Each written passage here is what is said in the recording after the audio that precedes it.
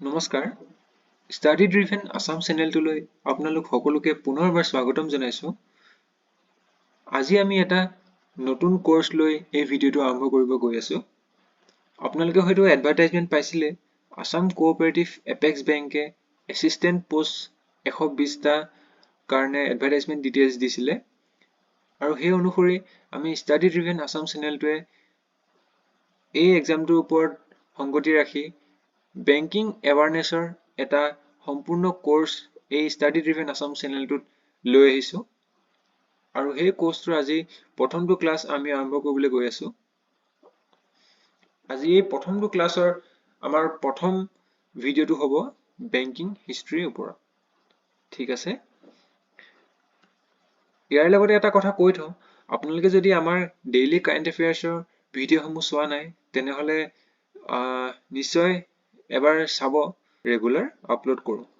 ঠিক আছে, গতিকে আমি আজি বেংকিং এৱাৰনেছৰ প্ৰথমটো ক্লাছ বেংকিং হিষ্ট্ৰীলৈ আপোনালোকক পুনৰবাৰ স্বাগতম জনাইছো আৰু আমি প্ৰথম ক্লাছটো ষ্টাৰ্ট কৰিবলৈ গৈ আছো। আমি বেংকিং হিষ্ট্ৰীত এতিয়া জানিব লাগিব যে পৃথিৱীৰ আটাইতকৈ প্ৰথম বেংকটোনো কোনটো। আমি যদি চাওঁ first bank of the world Banco di Napoli নামৰ এই বেংকটোৱে হৈছে পৃথিৱীৰ আটাইতকৈ পুৰণা বেংক। 1463 এই বেংকটো ফৰ্ম হৈছিল আৰু এই বেংকটোৰ হেডকোৱাৰ্টাৰ আছে নেপলি, ইটালী। খুবেই গুৰুত্বপূৰ্ণ, বেংকো ডে নেপলি এই ফৰ্মেশ্যন হোৱা চনটো আৰু হেডকোৱাৰ্টাৰ ক'ত, এই গোটেই তিনিটা বস্তুৱে খুবেই গুৰুত্বপূৰ্ণ। মই আপোনালোকক এটা কথা সাজেষ্ট কৰিছো যে আপোনালোকে পেন আৰু পেপাৰ লৈ পেলাই এই ভিডিঅ'টো বহক। আপোনালোকে যিমানখিনি ইম্পৰ্টেণ্ট বস্তু আপোনালোকে যিমানখিনি ইম্পৰ্টেণ্ট তথ্য আপোনালোকে পায় সেইখিনি আপোনালোকে নোট কৰি যাওক, যাতে আপোনালোকৰ এক্সামৰ আগত ৰিভিজন কৰিবলৈ খুব সুবিধা হয়। ঠিক আছে, ইয়াৰ লগতে পাচি দে চিয়েনা নামৰ এই বেংকটোকো পৃথিৱীৰ ভিতৰত প্ৰথম বেংক হিচাপে ধৰা যায়। এই বেংকটো ফৰ্ম হৈছিল 1472 আৰু ইয়াৰ হেডকোৱাৰ্টাৰো ক'ত আছে, ইটালীতে আছে, ইটালীৰ চিয়েনা নামৰ এডোখৰ জেগাত। ঠিক আছে, এতিয়া যদিও এই বেংকটো 1472 ফৰ্ম হৈছিলে কিন্তু এই বেংকটোকো কিন্তু কি বুলি জনা যায়, প্ৰথম বেংক বুলি জনা যায়। কাৰণ কেলে, এই বেংকো ডে নেপলি এই বেংকটো 2018 চনলৈকেহে কাৰ্যকৰী হৈ আছিল। 2018 লৈকে কাৰ্যকৰী হৈ আছিল এই বেংকটো, তাৰপিছত বন্ধ হৈ গ'ল। গতিকে আপোনালোকে অপশ্যনটো চাব লাগিব যে যদি দুইটা অপশ্যন দিয়া থাকে তেনেহ'লেতো অবভিয়াছলি প্ৰথমটোৱে দিব লাগিব। যদি বেংকো ডি নেপলিটো অপশ্যনত দিয়া নাথাকে তেনেহ'লে আপোনালোকে পাচি দে চিয়েনাটো কাৰেক্ট আনচাৰ হিচাপে দিব লাগিব। গম পালে? এতিয়া ভাৰতৰ প্ৰথম বেংকটোনো কোনটো? ভাৰতৰ প্ৰথম বেংকটো হৈছে bank of Hindustan. Bank of হিন্দুস্তানটো ফৰ্ম হৈছিলে 1770 চনত কলকাতাত। ঠিক আছে, এতিয়া আমি কলকাতা বুলি কওঁ, আগতে কালকাতা বুলি কৈছিলে। এই বেংকটো ফাউণ্ডাৰ আছিলে এলেকজেণ্ডাৰ কোম্পানী। ঠিক আছে, ব্ৰিটিছৰ এলেকজেণ্ডাৰ কোম্পানী এই বেংক অফ হিন্দুস্তানৰ ফাউণ্ডাৰ আছিলে, মনত ৰাখিব। তাৰপিছত আহিলে জেনেৰেল বেংক অফ ইণ্ডিয়া। এই general bank of India form হৈছিলে 1786 আৰু এইটো কলকাতাতে ফৰ্ম হৈছিলে। ইয়াৰ ফাউণ্ডাৰ আছিলে ইষ্ট ইণ্ডিয়া কোম্পানী। আপোনালোকক যদি এতিয়া সোধে যে ভাৰতৰ প্ৰথম বেংক কোনটো, তেনেহ'লে আপোনালোকে আনচাৰ দিব লাগিব বেংক অফ হিন্দুস্তান 1770 আৰু ফাউণ্ডাৰ আছিলে এলেকজেণ্ডাৰ এণ্ড কোম্পানী। ঠিক আছে, ইয়াৰে পিছত 1806ত বেংক অফ কলকাতা ফৰ্ম কৰা হ'ল আৰু এই বেংক অফ কলকাতা কোনে ফৰ্ম কৰিলে, ইষ্ট ইণ্ডিয়া কোম্পানীয়ে পুনৰ ফৰ্ম কৰিলে। ঠিক আছে, আমি এটা কথা কৈ থওঁ যে আমি এটা ক্ৰনলজিকেল ৱেত পঢ়ি আছো। আমি প্ৰথমতে first bank of the world চালো, তাৰপিছত আমি ভাৰতৰ প্ৰথমটো বেংক চালো 1770, তাৰপিছত আমি এটা ক্ৰনলজিকেল ৱেত আহি আছো। ঠিক আছে, তাৰপিছত 1865ত ফৰ্ম হ'ল আলাহাবাদ বেংক।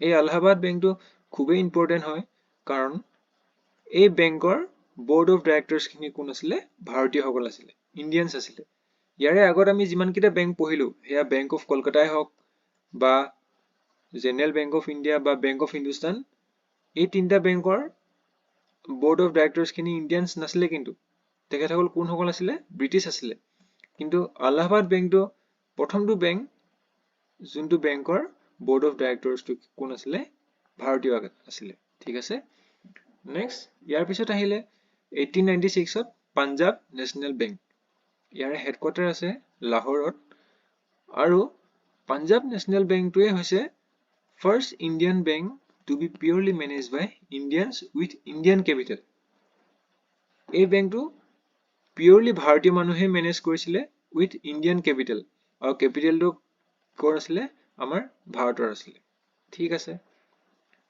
এই যিমানসমূহ বেংক আপোনালোকে নাম শুনিছে এই বেংককেইটা মোষ্ট ইম্পৰ্টেণ্ট এইকেইটা বেংকৰ কথা আপোনালোকে জানিবই লাগিব যিকোনো ধৰণৰ বেংকৰ এক্সাম দিবলৈ হ'লে ঠিক আছে নেক্সট ক্ৰনলজিকেল ৱেত আমি আহি আছিলো 1894 পিছত তাৰপিছত আহিলে আমি জানো যে 1905 ত কি হৈছিলে বেংগল পাৰ্টিশ্যন হৈছিলে বেংগল পাৰ্টিশ্যনৰ খুবেই পিছতে এটা বেংক ফৰ্ম হৈছিলে 1906 ত আৰু সেই বেংকটো হৈছে বেংক অফ ইণ্ডিয়া এই বেংক অফ ইণ্ডিয়া হেডকোৱাৰ্টাৰ আছে মুম্বাইত ঠিক আছে আৰু এই বেংকটোৰ এটা ইম্পৰ্টেণ্ট ফেক্ট হৈছে যে বেংক অফ ইণ্ডিয়া ভাৰতৰ প্ৰথমটো বেংক যাৰ কি আছিলে ফৰেইনত ব্ৰাঞ্চ আছিলে first bank of India to have foreign branch ক'ত ব্ৰাঞ্চ বনাইছিলে লণ্ডনত 1946 ত ঠিক আছে খুব গুৰুত্বপূৰ্ণ এইটো